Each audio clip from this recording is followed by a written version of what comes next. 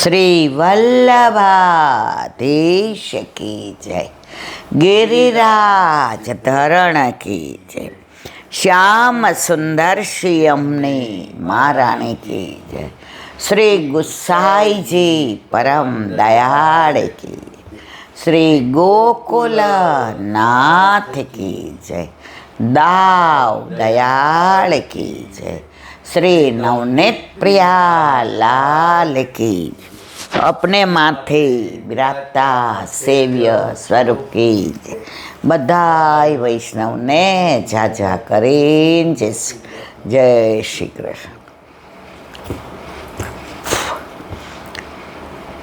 रड़ियामणा दिवसों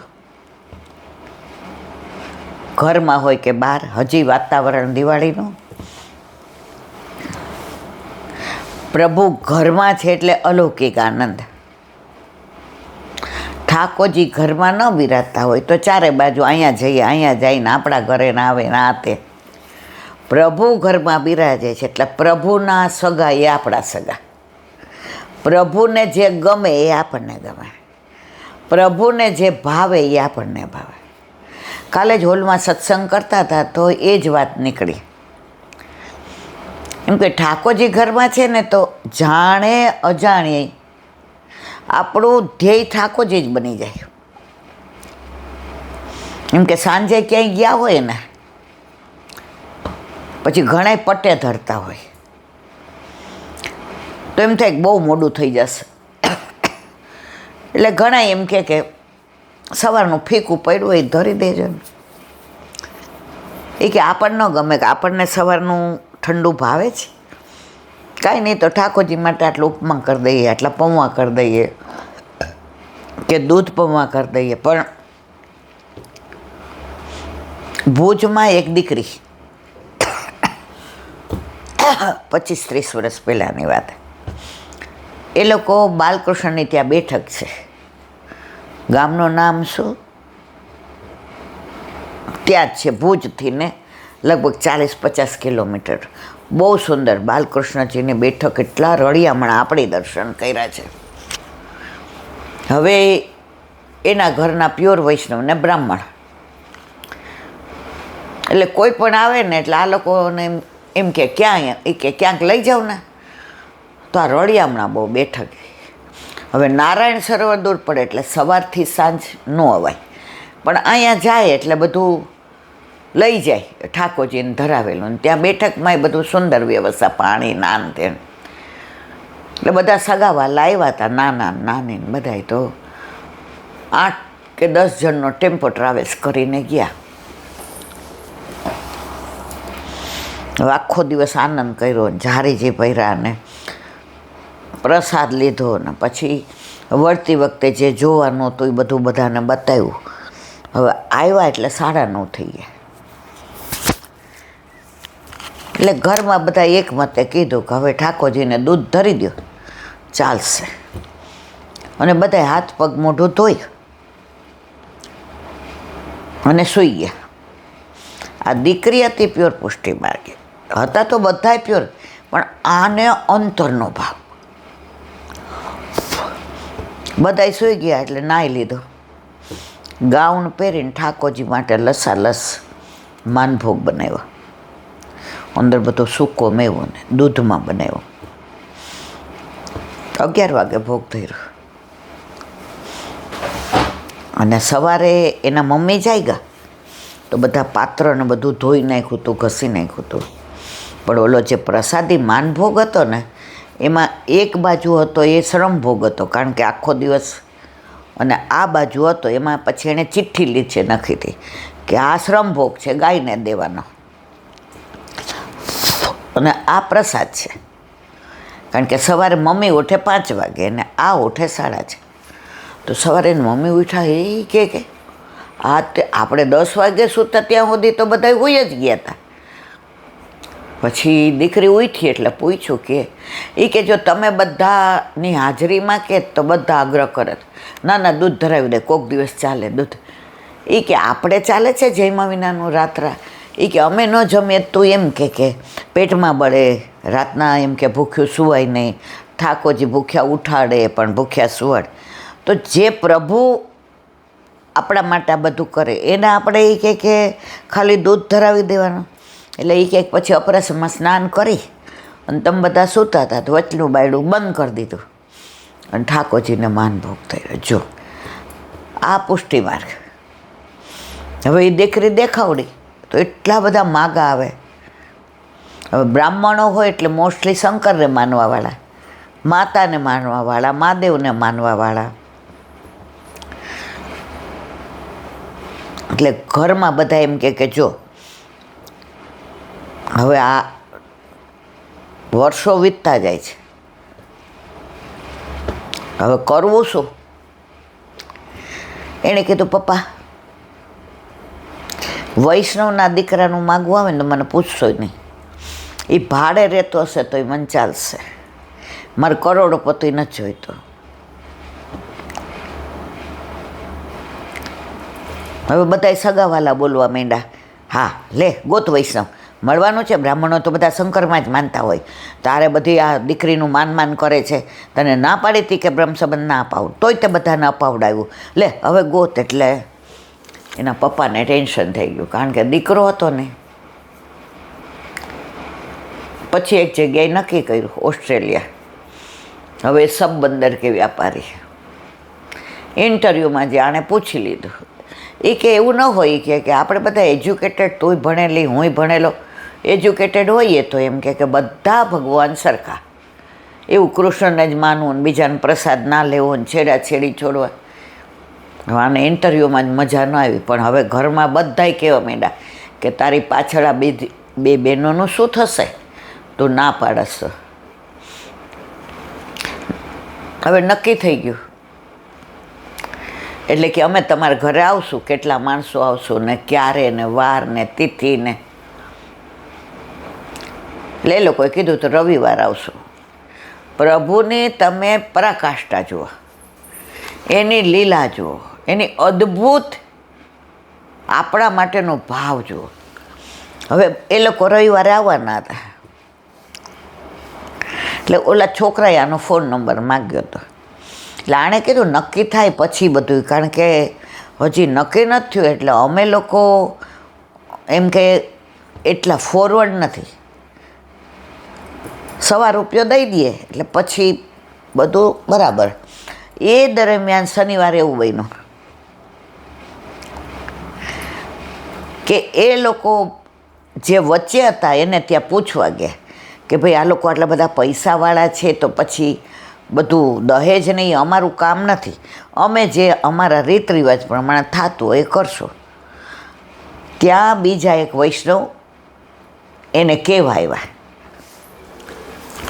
કે પેલી છોકરી જોઈ છે એના જન્માક્ષર અમને મંગાવી દેજો. ત્યાં એણે આ છોકરીને જોઈ, એટલે એણે ઓલાને પૂછ્યું, એ કે આનું કરવાનું? એ કે ના, એનું નક્કી થઈ ગયું છે, કાલે જ એ લોકો બધું હવે ગોળ ધાણાનું બધું વાર ને પછી મહારાજને પૂછીને કહ્યું બધું. એટલે ઓલા બેન નિરાશ થઈ ગયા. પછી આ બાજુ એ લોકો બેઠા હતા ને આ બાજુ આ બેઠા હતા.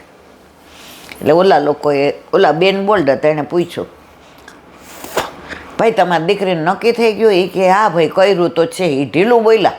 એટલે આ બેન સમજી ગયા. એ કે ના, તો અમે તો વૈષ્ણવ હતા ને અમારે વૈષ્ણવ દીકરી જ જોઈએ જ, કારણ કે અમે અન્ય માર્ગમાં માનતા નથી ને અમે બધાય માતામાં દેવાળા નહીં, અમારે અન્યાશ્રય અમે જોયો જ નથી. એટલે આ તો તમારી દીકરી અમને ગમી હતી. એટલે દીકરો ભેગો હતો, એ હાથ દબાવે, એ મમ્મી કોઈનું નક્કી થઈ ગયું આમ બોલમાં તું. ઓલી છોકરી એને પપ્પાના હાથ દબાવ્યો. એના પપ્પા કે જો પેટ છૂટી વાત કરીએ, અહીંયા આવ્યા છીએ ને એના સંબંધીમાં ઓસ્ટ્રેલિયામાં કાલે એ લોકો આવવાના છે.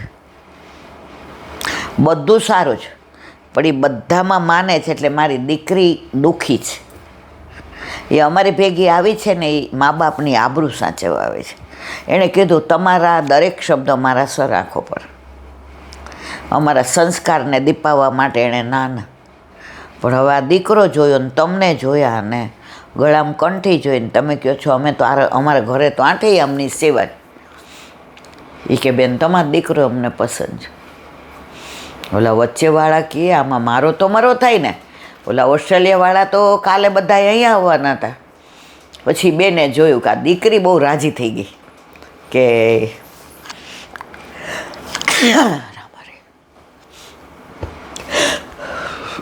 દીકરી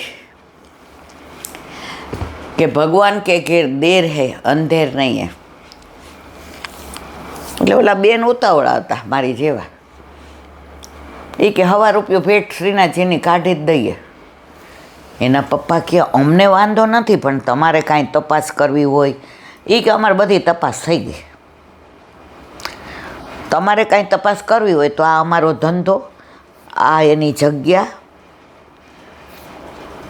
આ દીકરાનો બાયોડેટા. એ કે અમારે કાંઈ નથી જોવું. કોઈએ નામ ન પૂછ્યું, નક્કી થઈ ગયું. છોકરી જે રાજી થઈ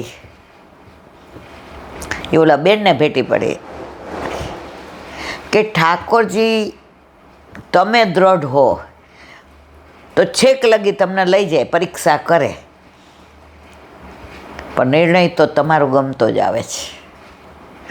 તો જો તમારી દ્રઢતા હોય તો પ્રભુ તમારા મનોરથ અલૌકિકો. એ છોકરીને એવું જ હતું. અને અત્યારે એના ઘરે આઠેયામની સિવાય અને દીકરી જે રાજી છે, 2 કુળને દીપાવ્યા.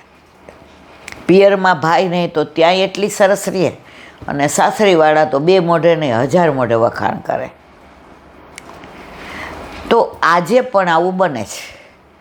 અરે તમને આજનો જ વાત કરું. સવારે ઓલા બેનનો કેટલી વાર એને, તમે કેટલી વાર કીધું વાત કરી એને મારી યારે? 20 મિનિટ કરી. એમાં એણે જે વાત કરી એ એકદમ તમે સાંભળતા હતા 100% ટચનું સોનું.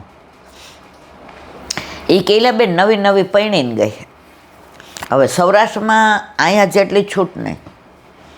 અને 25 વર્ષ પહેલાં બહુ સૌરાષ્ટ્રમાં એટલે મર્યાદાએ રાખવી પડે, ડ્રેસ બે નહીં પહેરવાના.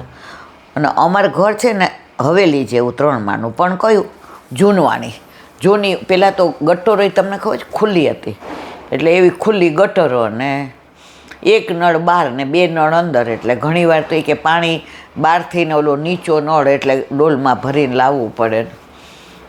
પણ આમના ઘરે આઠેયામની સેવા, 2 લાલન ને 1 શ્રીજી બાવા બિરાજે. કારણ કે એમના પોતાના અને એના સાસુના ને એના દાદીજી સાસુના. હવે એ કે લગ્ન થઈ ગયા ને આ બધું, એટલે હું નવા ઘરે વૈષ્ણવ ધર્મ, પણ અમારા ઘરે આ રાજ સેવા નહીં. ના લોકોને ઘરે તો રાજ સેવા. એટલે કે દિવાળી આવી એટલે મારા સાસુએ કહ્યું, એ કે આ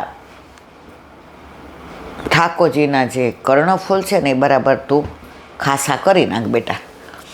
કારણ કે અન્નકૂટમાં એમ કે પેલું બધું ધરાવવાનું હોય ને, તો આ સેટના છે ને સેજ મને એમ કે ઓલા કાળો લગાવીએ ને, એ કે મેં વિચાર કર્યો કે તરત ધોઈશ ને તો આ કાળો લગાવ જાશે ને.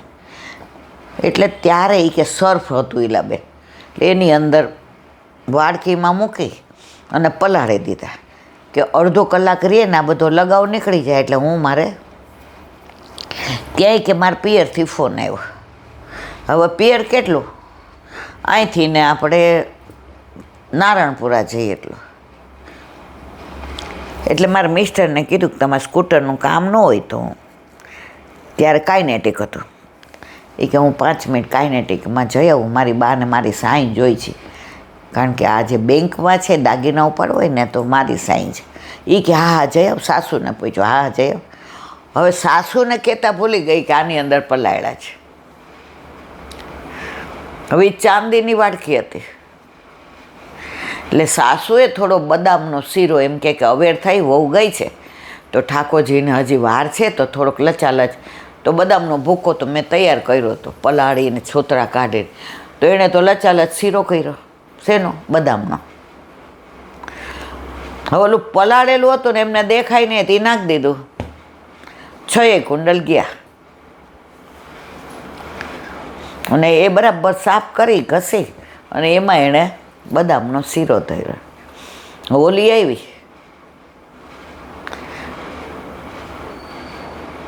શીરો ધર્યો તો એ કે બા ઓલું અહીંયા મેં ચાંદીની વાડકી કે બટા એ તો મેં ખાસા કરીને બદામ. એ કે અંદર એ કે શું હતું? એ કે તમને કુંડલ ધોવા આપ્યા હતા ને 6, એ પલાળ્યા હતા. એ કે તમે તે તો મને કીધું નહીં બટા. એ તો મેં તો હવે ઉઘાડી ગટરો,